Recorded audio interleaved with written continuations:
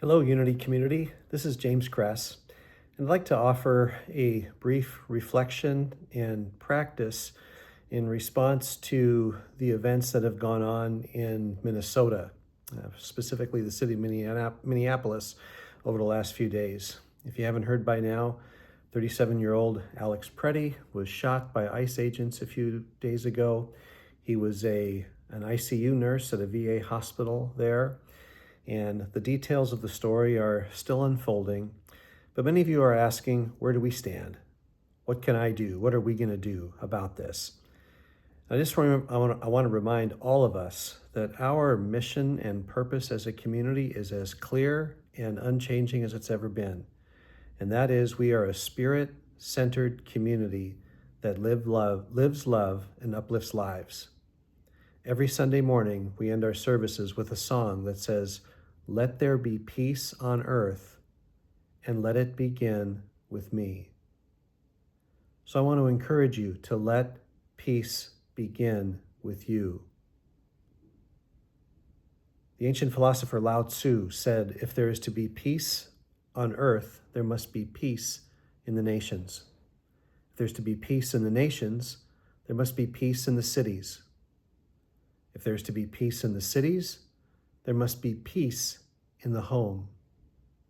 If there's to be peace in the home, there must be peace in the heart. In difficult, challenging times like this, the journey of finding peace in the heart is even more essential than ever. Why? So that we can respond and not react. In times like this, we need to be reminded that every moment, every day in our world, people are tragically and senselessly killed. Children are abused. People die. And if we're honest, it can appear that God prevents none of this. Love prevents none of this. And yet, perhaps we can dare to hope, we can dare to imagine that in the midst of this absence, God shows up in miraculous ways. It's been said that when love touches suffering, it turns the suffering into mercy. And I hope we can remember that. I'm inspired by the martial art of Aikido that invites us, when disturbance or threat comes our way, to not meet force with force, but to meet it with love and guide it and redirect it. And boy, I think we need that today. So I'd like to invite you into a brief practice with me to drop inside, to show yourself, to show ourselves love and compassion. And from that place, ask, what is mine to do? So let me invite you to just settle in, make yourself comfortable, and take a few nice, deep, intentional breaths.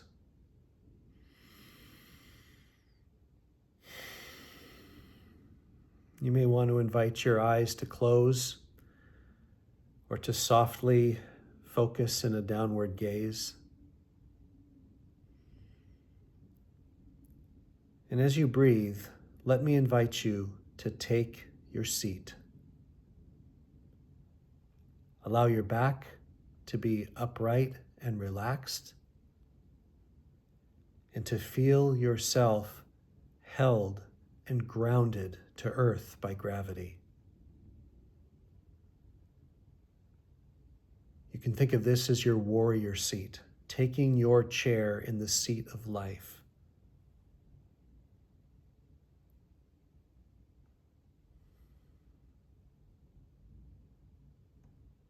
And as you sit, and as you breathe, and as you ground, can you open yourself to love? Maybe it's a loved one. Maybe it's a friend, an animal, nature, or a memory.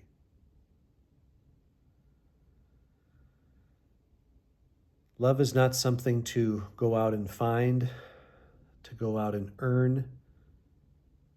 Love is something that we are, and it's something to be claimed again. So can you in this moment connect again to the love that is yours?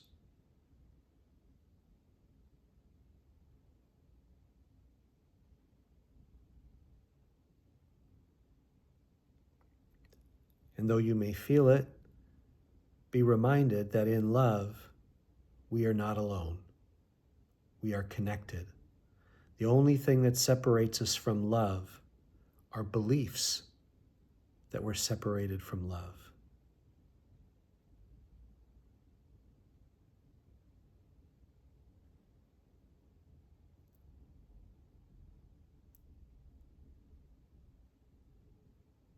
And now from this place of love, may I invite you to turn toward whatever disturbance, whatever difficulty you have in your life.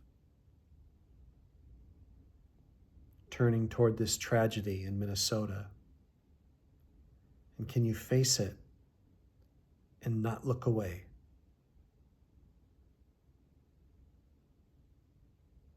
If it's too difficult, you can turn back toward love.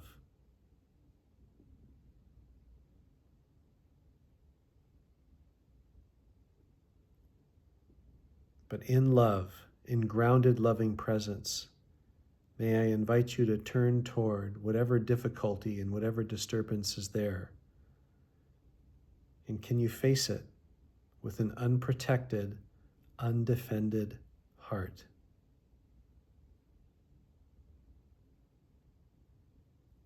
There may be anger. There may be rage. Anger rises in defense of something sacred. Maybe you can touch what's sacred that anger is defending.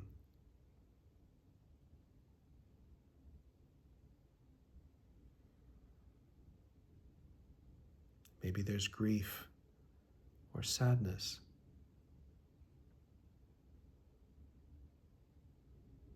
Maybe there's nothing or numbness.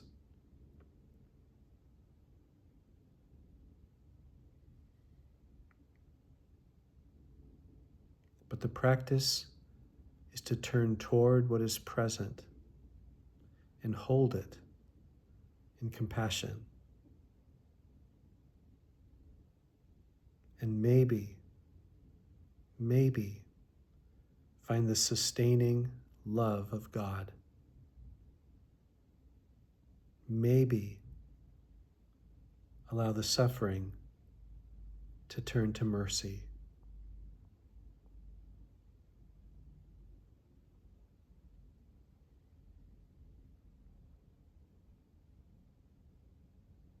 You may want to express a simple prayer. Love, have mercy. God, have mercy.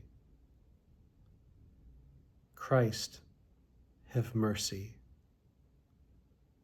Spirit, have mercy.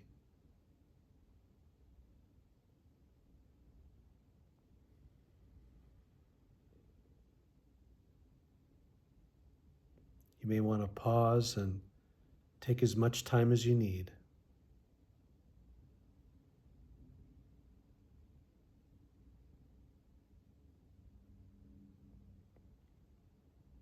But when this feels complete, let me invite you back to your breath, back to your body,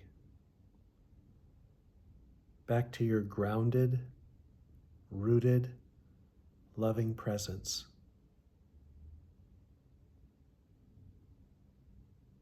Just gradually allow your awareness to expand back to the room, to the sounds, to the smells, to others. And when you're ready, gently open your eyes.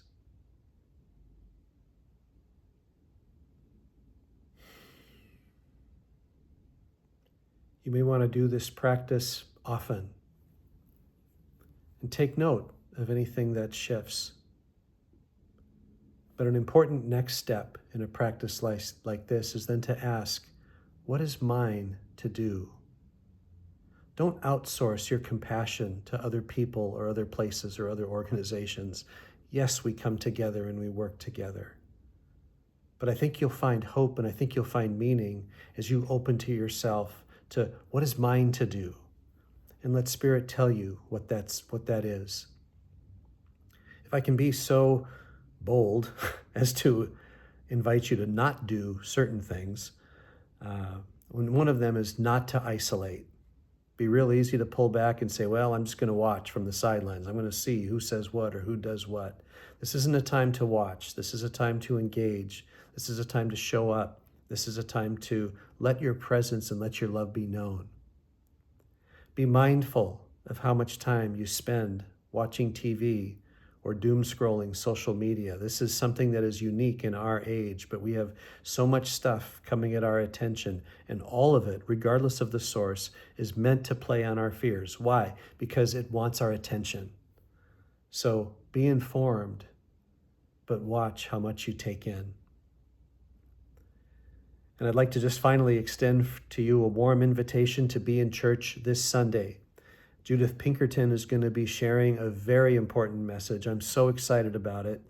And I'm going to be here in Seattle this week, wrapping up things in my apartment here to finish moving on over to Idaho. But I know that she has a very important message that I know is going to be very resourceful and very supportive to you. So I really do hope you show up.